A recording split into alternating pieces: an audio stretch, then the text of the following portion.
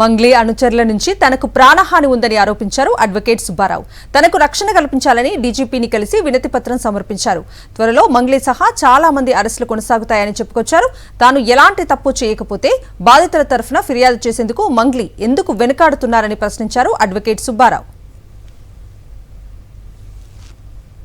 మంగ్లీ గారు కేసు వాదిస్తున్నప్పుడు నుంచి ఆవిడ మీద కేసులు పెట్టి ఆవిడకి సంబంధించినటువంటి విషయాలన్నీ కూడా నేను మీడియాలో చెప్పడం ద్వారా అనేక మంది నాకు ఫోన్ చేసి వాళ్ళ కమ్యూనిటీ పెద్దల దగ్గర నుంచి అదేవిధంగా ఉస్మానియా యూనివర్సిటీలో వాళ్ళ కమ్యూనిటీకి సంబంధించినటువంటి కొంతమంది ఎవరైతే ఉన్నారో ఏది లీడర్లుగా చెప్పుకుంటూ news and print and electronic మీడియాలో నన్ను బహిరంగంగా బెదిరించారో వాళ్ళందరి మీద యాక్షన్ తీసుకోమని ఆల్రెడీ డీజీ గారికి నేను ఈ కేసు ఇవ్వడం జరిగింది. పర్సనల్ సెక్యూరిటీ ఇవ్వడం కోసం నేను ఆయన కలిసా, సముఖంగానే ఉన్నారు. అదే విధంగా ఎవరైతే మంగ్లీ ఉన్నారో ఇప్పటి వరకు కూడా ఎందుకని వాళ్ళ తమ్ముడి మీద కేసు ఫైల్ చేయలేదు, నిజాన్ని నిర్భయంగా బయటకు తీసుకురావడానికి మంగ్లీ గారికి ఎందుకు భయం?